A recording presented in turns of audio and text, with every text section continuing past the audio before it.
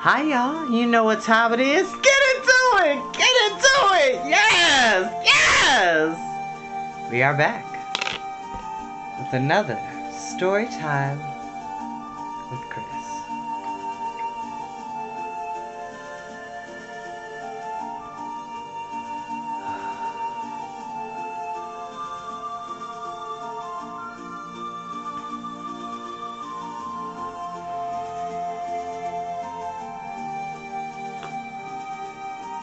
Come take a seat and let me spill this tea for you, children. Because we are back with the Redwall series for Storytime with Chris. And my lovely friend Matt Gutierrez is watching. Hi, honey. How you doing? Oh my goodness. I am such a clown. I see somebody else is watching, but it doesn't show me who it is. But thank you for peeking in. I appreciate you. I'm a little magic teapot. You know, maybe it's just me. I've never heard somebody write a story about a magic teapot. Maybe I should. Magic teapot. I have to look and research if that's a thing. Because, like, somebody would easily say, oh, Mrs. Potts from Beauty and the Beast, but she is an enchanted person turned into a talking teapot. I'm thinking of a magical teapot that when you pour it, like, it gives you the best tea. Well,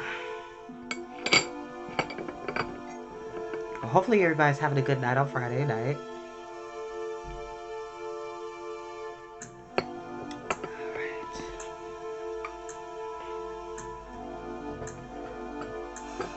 Hold on one second, y'all. I need to get some honey from the cabinet.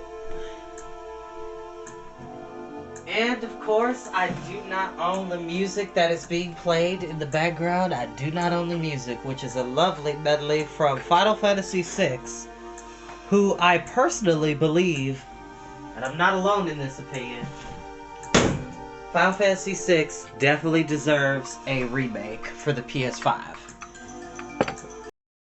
No shade to Final Fantasy VII, even though I definitely have the remake. I'm not a huge fan.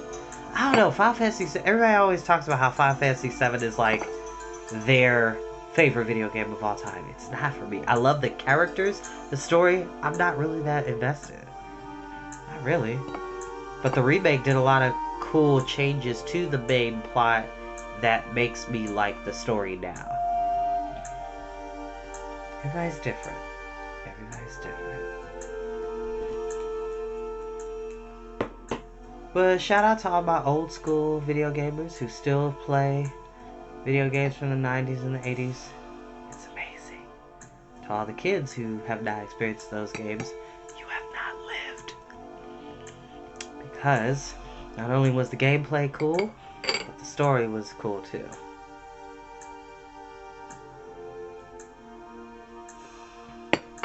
Oh, finally, my neighbors are home. Yay! I haven't seen them in days. Best neighbors ever. Alright. Without further ado, we are going to continue with our reading from the last time we were here. Alright.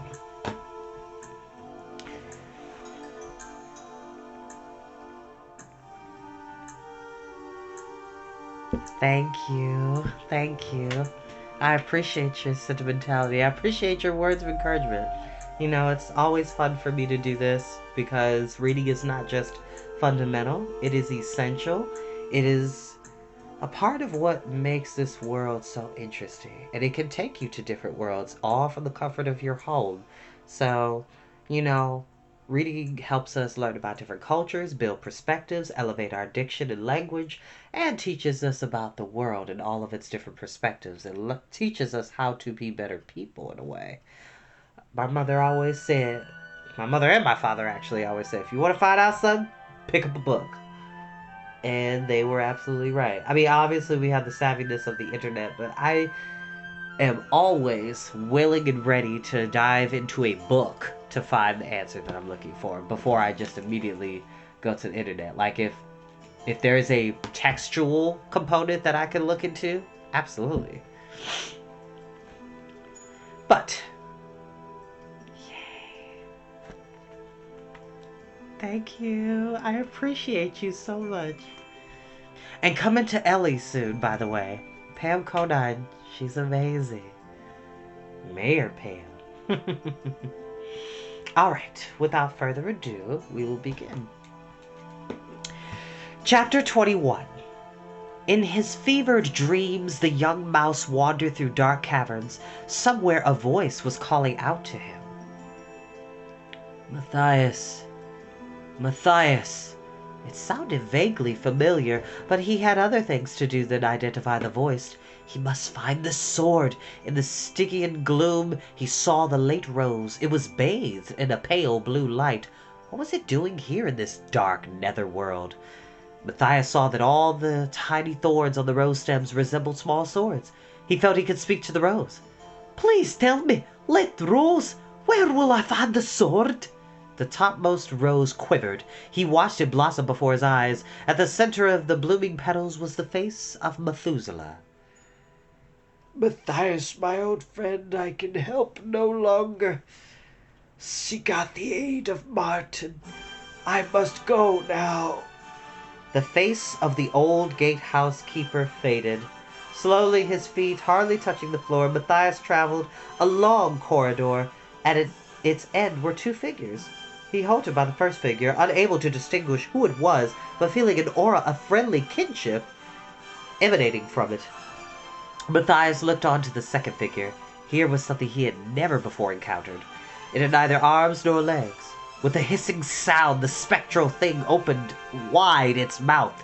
Inside there were two sharp fangs and a flicking tongue, which quivered and turned into a sword. With a cry of joy, the young mouse started running forward, only to be restrained by the phantom figure of the first apparition. Matthias was not surprised to see that it was Martin the warrior.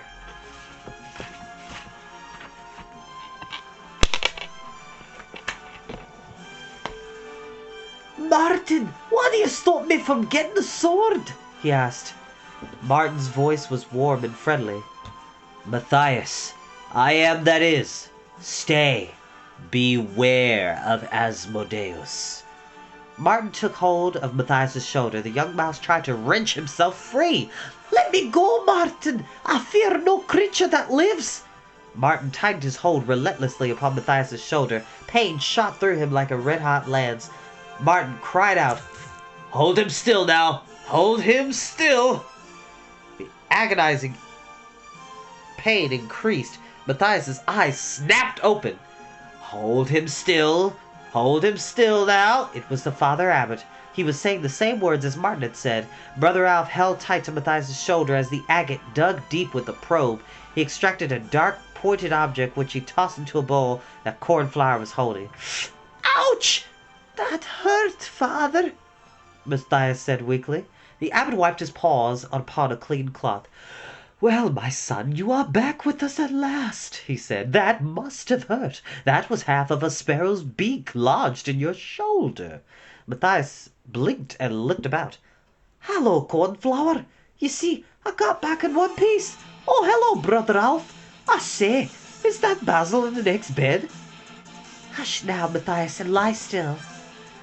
Cornflower chided him. You're lucky to be alive. It was touch and go right through the night. Abbot Mortimer pointed at the first rays of sun streaming in through the day. Yes, but you are here now. And see, you've brought with you a magnificent June summer morning. The young mouse lay back upon the crisp white pillows. Aside from a bursting headache and the pain in his shoulder, it felt good to be alive. But what's Basil doing asleep in the next bed? He persisted. Oh, him! Cornflower chuckled. He says that he has an honorable war wound that requires a lot of food and rest, the old rogue. That may be, replied the abbot, but it would be churlish to begrudge Basil's requests. After all, he did recapture our tapestry from Cluny. It was a very daring deed. Matthias was delighted. Martin's tapestry back here at the abbey? How marvellous! I'll bet old Methuselah is over the moon to have it back once more. There was a moment's silence. The abbot turned to Brother Alf and Cornflower. Please, would you leave us alone for now? I have something to tell Matthias. You may visit him tomorrow. He still needs his rest. The two mice nodded understandingly and left. Half an hour later, after unfolding the sad tale of Methuselah, the abbot also took his leave. Matthias turned his face to the wall, bereft of any tears or lamentation after the stresses of the experiences he had recently come through. The death of his old and valued friend left a feeling like a large leaden lump inside his chest. He curled up and tried to hide within himself. How long he lay there, racked by grief and misery, he had no way of knowing, but one morning Basil Staghair awakened and called across, "What ho! Well, bless me medals, if it ain't young Matthias! How are ye, laddie back? How are ye, laddie buck?" Matthias replied in a small, sad voice, "Please, Basil, leave me alone. I've lost Methuselah. I don't want to speak to anyone." Basil hopped nimbly across and perched on Matthias's bed. There, young fellow, my lad. Don't you think I know how you feel? Good grief, an old campaigner like me! When I think of the chums I lost in bygone battles. Good and true friends they were, but I taught myself to keep a stiff upper whisker, you know. Matthias remained with his back turned upon the hare. "But you don't understand, Basil." The soldierly hare snorted. He grabbed Matthias and turned him over so they were face to face. "Don't understand? I'll tell you what I don't understand, young chip. I don't understand how a chappie like yourself, who was supposed to be a great warrior, can lie there moping any longer. You're like an old lady otter who's just lost a fish. If old Methuselah were here now, he'd chuck a jug of water over you and turf you out of that bed on your fat little head." Martin sat up and sniffled. Matthias sat up and sniffled, excuse me. "Do you think so, Basil?" The hare slapped his injured leg, winced, then laughed aloud. "I think so. I know so. Do you imagine that old mouse sacrificed his life so that you could lie about feeling sorry for yourself? Ha! He'd have told you himself. That's not the way of a warrior. Get up, sir. Stir yourself. Make Methuselah proud of you." Matthias's eyes gleamed with a new determination. "By golly, you're right, Basil. That's exactly what my old friend would have wanted. I'm sorry. You must think I've behaved like a dreadful young fool." The hare's ears flopped comically as he shook his head. "Not at all, my dear fella. Think nothing of it. I must confess that I was a bit like you when I was a leveret, you know. Now, what do you say we get about the business of living properly again? I say I'm positively famished. What about you?" Matthias could not help laughing at the impressionable hare. "Well, I am a bit hungry, now you've come to mention it." "Capital!" cried Basil. "I could eat a stag, antlers and all. I say, they do a wonderful nosebag for us wounded heroes, you know. Just watch this, my lad." The hare tinkled a small brass bell on the bedside table. Within seconds, Friar Hugo and Cornflower appeared. "Ah, yes, the catering staff," said Basil. "The other injured warrior here and myself would be greatly obliged for a little sustenance. Nothing too grand, you know, just something for our poor wounded teeth to nibble on. Got to keep body and fur together, what?" Cornflower was pleased to see Matthias looking so much better. She exchanged winks from him and Friar Hugo. The fat friar bowed in a servile manner as he answered the hare. "Very good, Mr. Stag, sir. 2 bowls of gruel coming up." Matthias and Cornflower struggled not to laugh aloud. Basil exploded. "Gruel? What the devil do you mean by gruel? What sort of slop is that you give to renowned warriors, eh? We want to be cured, not killed. Now listen to me, you pair of scullery fusslers. I want a decent brunch, 6 boiled eggs, some crisp summer salad, 2 loaves of hot bread, 2 hazelnut cream junkets, better make it 4 oven-baked apple pies. Oh, and chuck it in some of those medium-sized Kins tarts if you see any lying about. Well, don't stand there with your great jaw flapping. Cut along now, quick as you like." Cornflower curtsied with mock solemnity. Friar Hugo held up a paw. "You forgot the October nut brown ale, sir." Basil thumped the bed. "Good Lord, so I did. Just 4 flagons. Thank you, my good mouse." Cornflower and Friar Hugo exited, leaning upon each other, their faces crimson with suppressed laughter.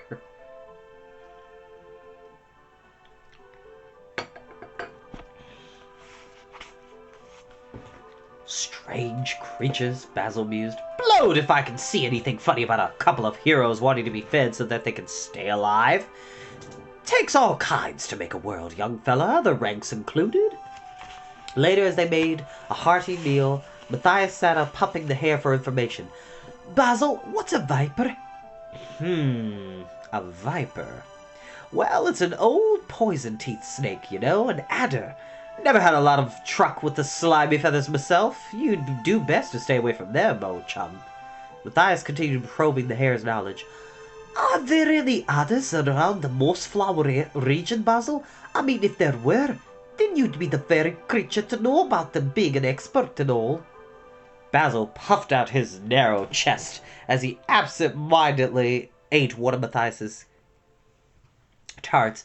"Adders and mossflower? Now let me see. No, I don't suppose there are nowadays. There was talk of one a long time back, but I couldn't think he's around anymore. Filthy reptiles, adders. Nothing like stags, you know. Now, what the devil was that adder chap's name? No, I can't remember it for the life of me." "Could it be Asmodeus?" Matthias inquired innocently. Basil's stag hair dropped a half-eaten apple pie on the bedside table. He was suddenly very serious. "Asmodeus? Where did you hear that name?" "A little bird told me," Matthias replied. Basil retrieved his apple pie. He munched thoughtfully. "Your sparrows, huh? Savage little creatures. No discipline, of course. Darn good fighters, though. But tell me, what do jolly old sparrows know about Asmodeus?" "It all has to do with Martin's sword," Matthias explained. "You see, one of the kings stole the sword from the north point of the vein on the abbey roof. That was many years ago. From there, the sword has been passed down through sparrow kings until it came into the claws of the late King Bull Sparrow." "Not the silly ass who managed to get himself drowned yesterday," said Basil through a mouthful of hazelnut junket. "The same one," Matthias replied. "But to cut a long story short, the adder stole the sword from him. That's why I want to know about Asmodeus, you see."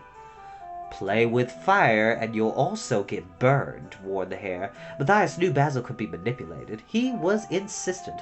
"Oh, please, Basil, you must tell me all you know. It was Methuselah's life's work trying to find that sword. I must continue for his sake." The hare gnawed thoughtfully on some bread and salad. "Well, if you put it that way, young fella, anything I can do to help, I will.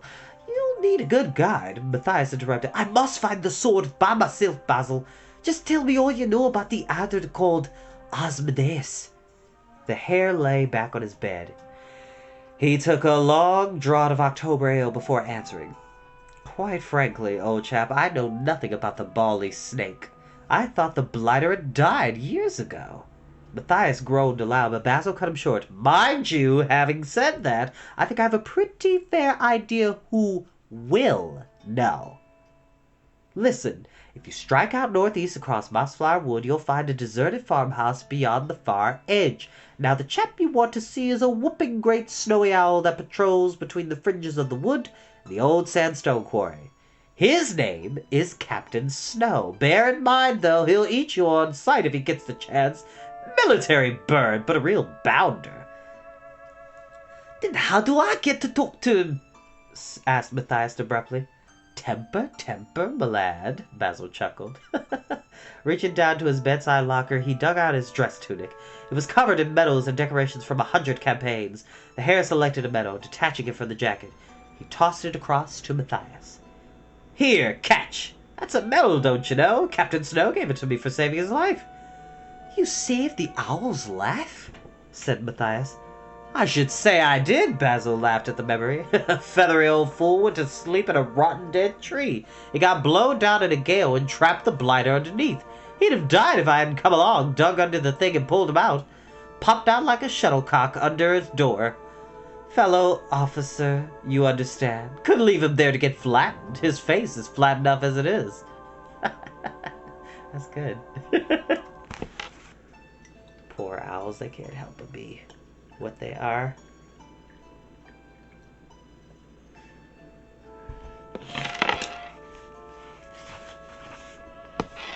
So all I have to do is show him this medal? Asked the young mouse. Basil laughed at his friend's naivete. Yes, that's all. But if you don't want to be scoffed, make sure he sees the medal before he sees you. Tell the old buffer that Basil Staghair sent you, and mind your manners. Make sure you call him by his proper rank, Captain. Oh, and I'd like that medal back sometime. Spoils the look of me #1 dress tunic missing decoration. Matthias studied the medal. It was a silver cross embellished with a spread-winged owl. The ribbon was of faded white silk, though it was old. It shone bright in the sunlight. "Thank you, Basil," he said. "I'll see you get it back. Is there anything else I should know?" "Not much. Just remember what I've said, old chap. This Captain Snow is a night hunter, by the way. He probably sleeps in some old tree all day with one eye open. You mark my words, laddie, old Snow doesn't miss a thing. He knows all the creatures in his territory, where they live, what trails they use, and so on. I don't call owls wise for nothing. Bit of a duffer all the same, letting a tree fall on him. Keep your eye on him, though. If he catches you napping, he'll chomp you up, medal and all." Basil finished his ale and yawned. Now get some sleep, Matthias. I'm tired out after that snack. My old honorable war wound is beginning to play me up. I must have had a bit of a snooze. With that, Basil closed his eyes. He was soon snoring gently. Matthias realized there was no more to be said, so he decided to have a rest too. Basil Staghair, what an amazing old campaigner, the young mouse thought as he drifted off to sleep. Shortly after 12 o'clock, Matthias awakened. The noontime sunlight flooded the room. Basil was flat on his back, snoring stentoriously. Although his shoulders still throbbed, Matthias felt fit and refreshed, well enough to travel. He knew, however, that he must act with stealth and secrecy. If the abbot or Cornflower or any of his friends knew of his scheme, he would have no chance at all. They would make certain he was confined to bed until further notice. Quietly he arose and dressed himself, hanging his sandals around his neck by their thongs. Taking a clean pillow slip, he stocked it with the remainder of the food from the table. Someone had thoughtfully placed his dagger at the bedside locker. It must have been found on the floor of Great Hall. Searching around, Matthias came upon a good stout pole, probably used as a window or curtain opener. He decided it would come in handy. Carefully he inched the door open, closing it again swiftly as the abbot and Brother Alf padded by. Matthias listened to Alf's voice. "I looked in on them about 10 minutes ago, Father. They're both sleeping like hibernating squirrels. It's not likely that they'll wake until evening." The footsteps receded down the passage. Matthias crept from the room and stole off in the opposite direction. He was surprised at the ease with which he left the abbey, slipping off into Mossflower through the side door in the wall, where unknown to him Methuselah's murderer had also passed on the previous day. Alone in the woods, Matthias felt a bit wobbly upon his legs. He sat against a beech tree until the feeling passed. Tying the pillowcase bundle to his pole, he hefted it across his good shoulder and struck off boldly through Mossflower towards the northeast.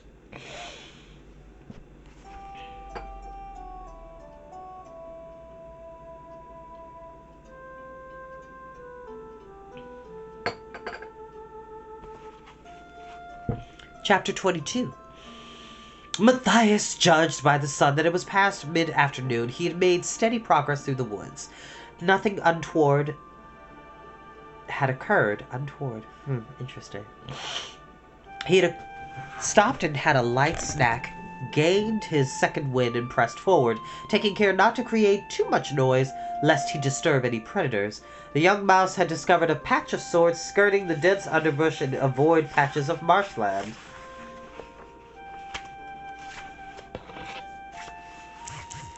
Always keeping the tree moss on his left, he continued eastwards. Matthias pinned the meadow to his habit, telling himself that he might stumble into Captain Snow's territory at any moment.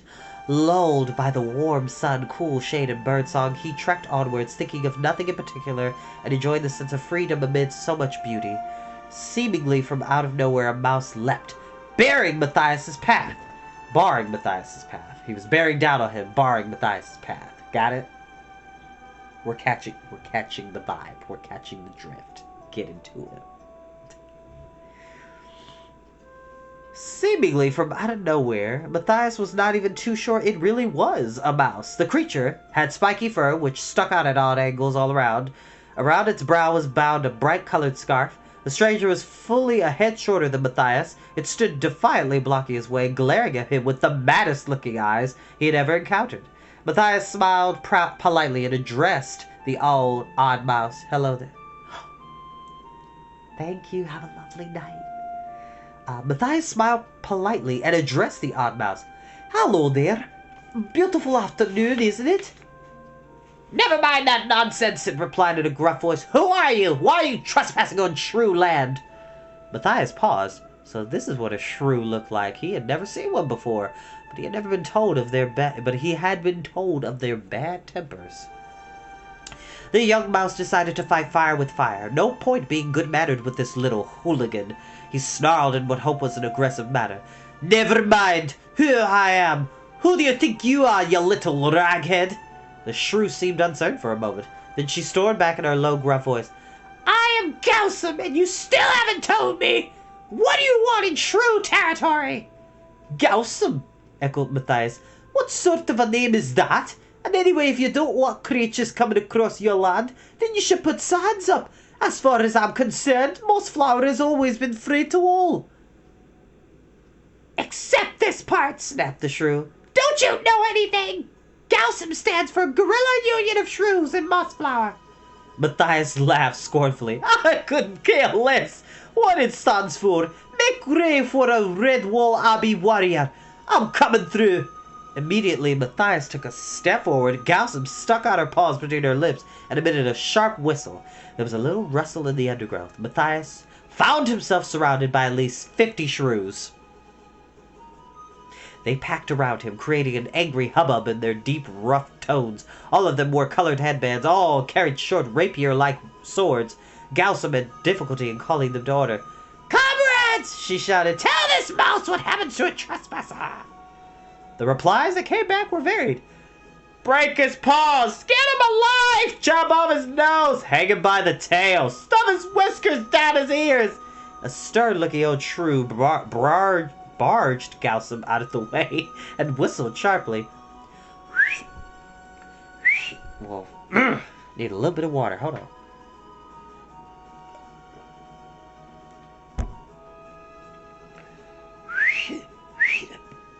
I wish I could whistle like my dad. Dad could whistle. I could be 2 streets over, and if I hear my dad's whistle, I know it's time to come home. I'm trying to...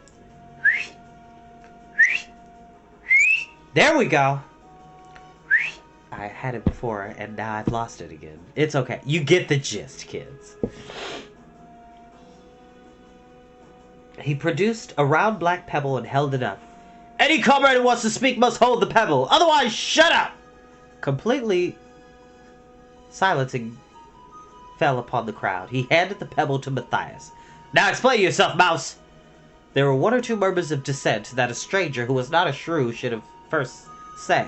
The old shrew danced with rage. Will you lot shut up? The mouse has the stone.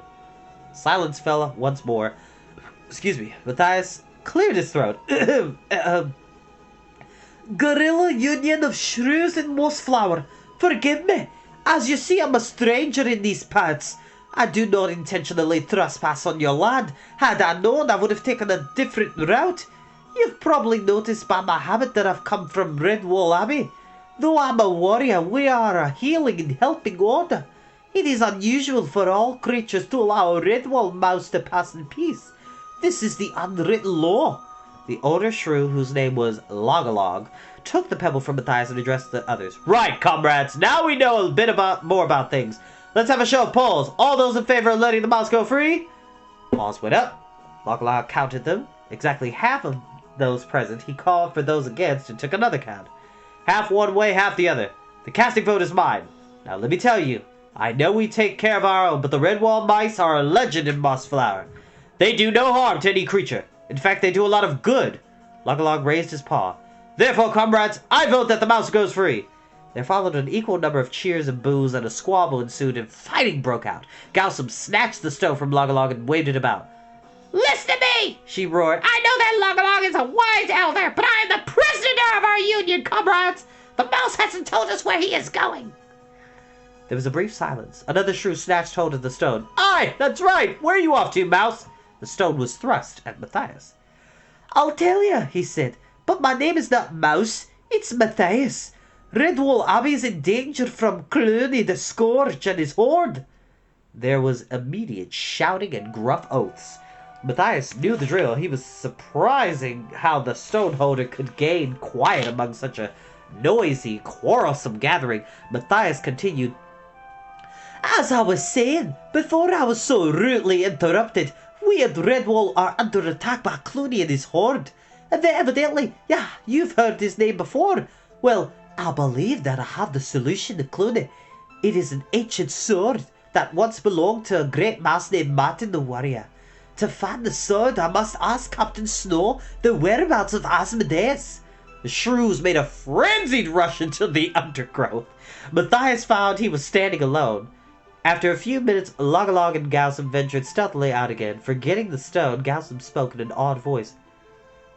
Do you mean you actually intend to walk right up and speak to Snow? Matthias nodded. Log continued where his comrade had left off. You're going to ask the captain where you can find giant poison teeth, Mouse? I mean, Matthias, you're either very brave or raving mad. A little bit of both, I suppose, said the young mouse. Do you know much about Captain Snow and Asmodeus? Both shrews trembled visibly. Gaussum's voice had risen an octave. Matthias, you must be crazy! Don't you know what you're walking into? Captain Snow? Why, you'd be just a snack to him! And as for the other one, giant ice eyes, who could even go near him? He eats as many shrews as he wants. No living creature can stop the poison teeth out! A heart-rending moan arose from the shrews in the undergrowth. Matthias still had the stone. He held it up and addressed them boldly.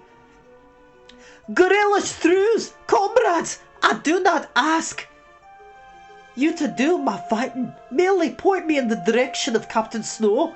Who knows, if I finally get the sword, I may be able to liberate you.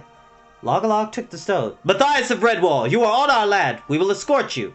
The guerrilla union of shrews and mossflower would never live down the shame of having a stranger fight their battles for them.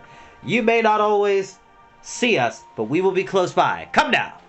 Matthias moved northeastwards with a company of shrews, whose numbers seemed to swell as they went along. At nightfall, there were upwards of 400 members of the Shrew Union seated around the campfire, breaking bread with the warrior from Redwall. That night, Matthias slept inside a long hollow log with both ends disguised to make it appear solid. Like Basil, the shrews were masters of camouflage. Their very survival depended on it. Half an hour before dawn, the young mouse was roused by a shrew who gave him an acorn cup full of sweet berry juice, a loaf of rough nut bread with some tasty fresh roots that he could not identify. But dawn's first light they were on the move again, marching until mid-morning. Matthias saw the edge of Mossflower Wood. Tall trees thinned out, bushy, and undergrowth were sparse. Before them lay an open field of long lush grass dotted with buttercup and sorrel. In the distance he could see the abandoned farmhouse that Basil had spoken of. All the shrews had disappeared with the exception of Gaussum and Log. The latter pointed to the barn adjoining the farmhouse. You might find Captain Snow in there taking a nap. Now's the best time to approach him after he's had a full stomach from the night hunt. The two gorilla shrews melted back into the woods. Alone now, Matthias crossed the sunny field leading to the barn, just as Basil had taught him. Zigzag, crouch, wriggle, and weave. He tiptoed into the barn. There was no sign of an owl. In the semi-darkness, Matthias could make out various old farm implements rusted with disuse. On one wall there was a huge stack of musty, dry straw bales. He decided to climb up the bales, in the hope of getting near Captain Snow, who most probably would be sleeping perched in the rafters. Matthias scaled the packed straw. He stood on top and looked about. Nothing. He ventured forwards and suddenly slipped and fell down a hidden gap between the bales. Scrambling and clutching, he plunged down to the floor. Matthias' feet never touched the earth. He landed clean in the gaping mouth of a huge marmalade cat. And that is where we will end for tonight. Thank you so much for joining me for Storytime. Pam Konai and Matt Gutierrez, thank you for watching. And all my other friends who've been watching. Thank you so much. Y'all have a lovely Friday night. I'll see you later.